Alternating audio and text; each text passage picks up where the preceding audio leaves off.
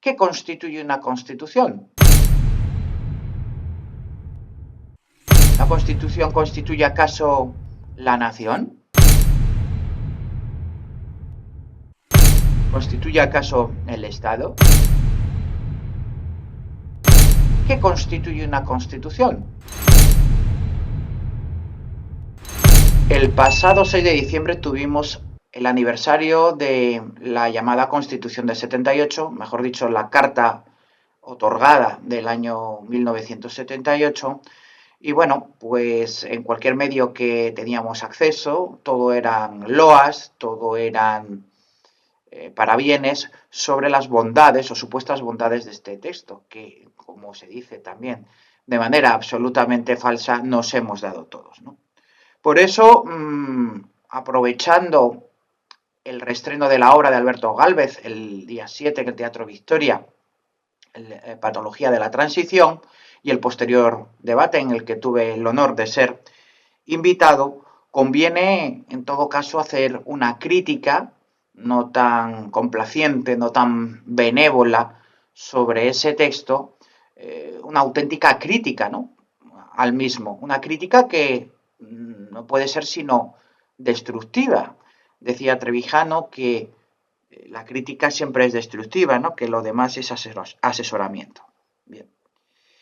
Creo que ya, después de todos los programas que llevamos de la lucha por el derecho, todos los que se hayan acercado a los canales del movimiento de los ciudadanos hacia la República Constitucional, todo el que esté versado mínimamente en lo político y en la política, estará de acuerdo en que España no existe separación de poderes en origen, en tanto que estamos ante un poder monolítico de los partidos políticos que designan legislativo, ejecutivo y entre ellos el mal llamado poder judicial. Bastaría solo, aunque sea una expresión simplista, darnos cuenta de que si se vota a unas elecciones legislativas, ¿cómo es posible que de esas mismas elecciones salga también el Ejecutivo? Esto bastaría, y entre ambos, como he dicho antes, el judicial, con esto bastaría para darnos cuenta que no existe una separación de poderes. Pero ni eso, ni aún es así. Bastaría que se presentaran los jefes de cada partido, ellos solos, sin ninguna lista detrás, para que después de las elecciones y utilizando la misma proporcionalidad, se obtuviera el porcentaje correspondiente que cada uno de esos cabezas de cartel han obtenido. Y después se rellenaran las listas de los parlamentarios para, en aplicación de esa proporcionalidad, de hasta dónde llega cada una de las listas y hacer el Parlamento. De tal manera que el Parlamento sería exactamente el mismo con listas que sin listas, aplicando directamente la proporcionalidad. Bien, pues eso nos deja de manifiesto no solo que no hay separación de poderes, sino tampoco que hay principio representativo, que no hay representación. En tanto, como digo, sería indiferente hacer esas listas de supuestos representantes antes o después de las votaciones. Entonces, lo primero que yo creo que tenemos que decir cada uno de nosotros en esa conquista de la hegemonía cultural que queremos conquistar a cualquiera de nuestros interlocutores con el que tengamos una discusión sobre si la Constitución es una Constitución de verdad o no lo es que si estamos de acuerdo en que en España no existe ni separación de poderes ni principio representativo, ¿cómo se puede llegar a la conclusión de que o sostener que existe una Constitución? Puesto que ya desde la Declaración de Derechos del Hombre y del Ciudadano, en su artículo 16, se dice clarísimamente que donde no hay separación de poderes y no están garantizados los derechos, no existe Constitución. También, en cuanto a los propios efectos, es interesante conocer cuál es la diferencia entre una ley y una Constitución. No cómo se hace, no qué contiene, sino sus efectos. ¿Para qué sirve una Constitución? Pues a diferencia de una ley lo que hace es defender a la mayoría de los actos de la minoría, cuando se atacan los bienes jurídicos deseados por una mayoría social, la ley lo que hace es defender a esa mayoría social de esos ataques de las minorías, del individuo o de grupos de individuos. La Constitución hace precisamente lo contrario, defender los derechos de las minorías frente a la mayoría social. Esa es una diferencia fundamental y que vemos que evidentemente tampoco se está cumpliendo en España. Baste ver lo que está sucediendo pues también con el tema de la unidad territorial española, que se encuentra más en peligro ahora que nunca con esta Constitución, que por otro lado dicen que muchos se agarran a ella como salvavidas, cuando en realidad lo que nos está llevando es al fondo de esa desintegración nacional. Entonces, esto respecto a sus efectos, pero respecto a su origen y su motivación, ¿qué constituye una constitución? ¿Una constitución constituye acaso la nación? Como algunos nos están diciendo, expresando una especie, una suerte de mito fundador en el año 78, como si España no hubiera existido antes. No, no constituye la nación. España existió pues con dictadura, ha existido con totalitarismo, ha existido con parlamentarismo, ha existido antes de la forma de gobierno que ha pesado o que ha regido los destinos nacionales.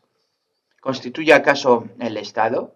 Tampoco. España efectivamente ha existido con monarquía, con república, con la oligarquía de partidos que tenemos ahora. Es pretérita a esa forma, a cualquiera de esas formas de Estado. Entonces, ¿qué constituye una Constitución?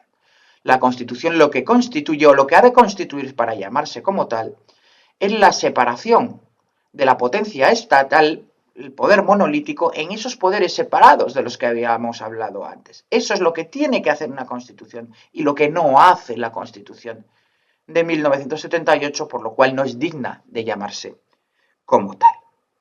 Y si esto es así desde el punto de vista material, ni siquiera desde el punto de vista formal puede hablarse de constitución, ¿no? La Constitución, para que exista Constitución, y los catedráticos más autorizados, la doctrina más autorizada, así lo viene a señalar expresamente, para que haya Constitución exige que en su elaboración existan unas Cortes Constituyentes. Unas Cortes Constituyentes conformadas por diputados para las mismas, que cuando terminen su labor de elaborar esa Constitución, con mandato representativo de la ciudadanía, pues directamente se vayan a su casa y esa Constitución que han elaborado sea la que rija los destinos políticos de la nación y del Estado a partir de ese momento, convocándose seguidamente unas Cortes ordinarias. Sin embargo, en España esto no fue así. Como digo, la doctrina española, ya no tenemos que irnos a la extranjera, como Pablo Lucas Verdú, recogen como requisito de cualquier constitución que hayan existido unas Cortes Constituyentes que las vengan a redactar. Incluso se intentan hacer ciertos equilibrios, un slalom dialéctico, por también parte de la doctrina, como Sánchez Agesta, que dice que funcionaron como constituyentes estas cortes, que no fueron tales, en tanto que eran unas cortes que provenían de la ley de la reforma del franquismo, es decir, de la ley a la ley. Incluso Jorge de Esteban, otro conocido constitucionalista, viene a decir que funcionaron de facto como constituyentes estas cortes que, como digo, provienen de las convocadas según la ley de la reforma política, que funcionaron de facto, dice Jorge de Esteban, ¿no? Todo ello, además, de manifiesto y a la vista, con el palmario hecho de que si esta Constitución, el texto de la misma, fue conocido antes de su aprobación y se aceleraron los trabajos constitucionales por ello, fue a raíz de un trabajo periodístico memorable de Cuadernos para el Diálogo, dirigido en aquel entonces por Pedro Altares, de tal manera que si se tuvo conocimiento por la ciudadanía del contenido de ese proyecto, de ese borrador de Constitución finalmente aprobado, que se vino a dar a ratificar de manera plebiscitaria, es decir, con un sí o un no, fue a través precisamente de esa filtración, de ese trabajo de investigación de Cuadernos para el Diálogo, ¿no? Se trató en consecuencia de una constitución, una pseudoconstitución redactada en secreto y que no se nos dio a aprobar más que a ratificar. Para que exista una constitución y antes de que sea elaborada, los diputados a Cortes Constituyentes que hemos antes hablado deben de tener el mandato primero de realizar una constitución conforme a las líneas generales que les vengan mandatadas por la propia ciudadanía después de un periodo de libertad constituyente que no existió en España. ¿Y qué es esa libertad constituyente? Y voy a leer y voy a citar a García Trevijano, porque por su precisión conviene hacerlo para ser absolutamente riguroso. Es constituyente la libertad colectiva que decide en referéndum electivo y no en plebiscito, plebiscito es decir sí o no, un referéndum es elegir entre varias opciones, la forma de Estado, monarquía o república, y la forma de gobierno, oligarquía partidocrática o democracia representativa. Tal tipo de libertad concreta el momento fundacional de la libertad política. Esto, señores, no ha existido en España. Y no ha existido más que por la vieja servidumbre voluntaria, por el viejo miedo a un falso ruido de sables que jamás existió.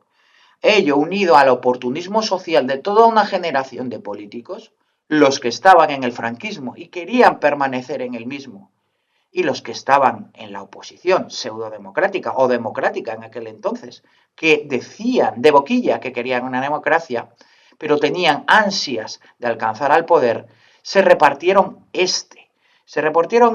plasmaron ese pacto de reparto en una monarquía partidocrática, que es lo que tenemos ahora, porque si no existe separación de poderes, si no existe principio representativo, no se puede hablar ni de monarquía constitucional ni de monarquía parlamentaria. Una ruptura, por otro lado, que fue posible. El mito de que fue absolutamente imposible, de que se hizo lo que se pudo, cuando en realidad lo que hay que hacer no es, eso es una excusa vana, no es lo que se puede, sino lo que se debe hacer. Otra cosa es que salga o no salga, pero hay que hacer lo que se debe, no solo lo que se puede. Era posible bastando tan solo que el Partido Comunista no hubiera aceptado su legalización sin ese periodo de libertad constituyente que hemos hablado antes. Sin si su concurso no habría legitimación y prefirió ser tolerado, ser aceptado, en un cálculo en el que pensaba que el beneficio de tantos militantes sacrificados en cárceles, en fusilamientos, sería recompensado en un sistema además mayoritario. Por eso los franquistas como Fraga pretendieron en ese momento defendieron en un primer momento el sistema mayoritario, entendiendo que podían utilizar las infraestructuras del régimen anterior del franquismo por el conocimiento que tenían de las personas que ostentaban el poder para que éstas resultaran reelegidas o mantenerse en el mismo. El Partido Comunista prefirió el sistema proporcional y prefirió ser tolerado, pasar por la ventanilla de Arias Navarro para ser legalizado, para ser tolerado, vendiendo todas las esperanzas de libertad del pueblo español.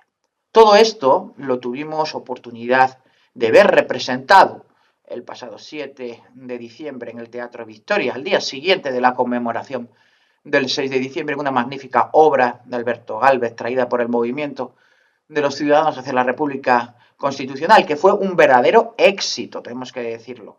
Así fue un llenazo completo.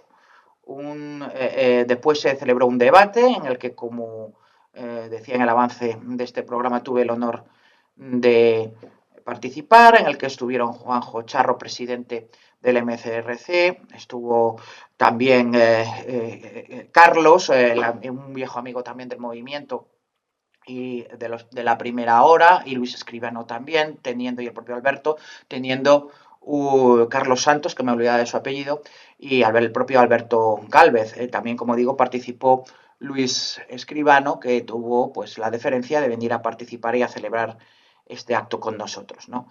El público participó de manera activa, sobre todo me llamó muchísimo la atención de la presencia de jóvenes interesados en todo lo que allí se tenía, y bueno, la representación en sí mismo no les voy a descubrir la enorme calidad que tiene, con ese toque humorístico, con esa crítica ácida a todo lo que fue ese momento de la transacción de transición que se conmemoraba ese día y en la que cristaliza con la Constitución de 1978.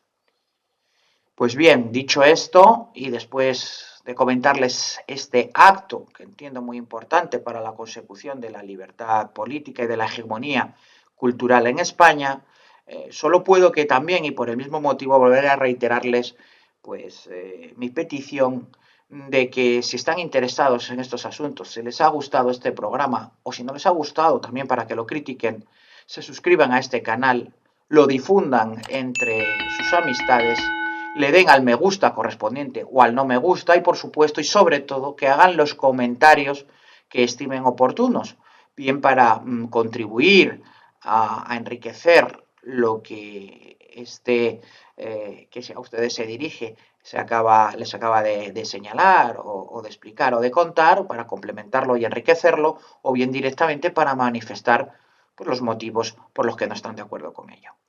Compartan el programa, denle a me gusta y en consecuencia comenten. Muchas gracias y hasta la semana que viene.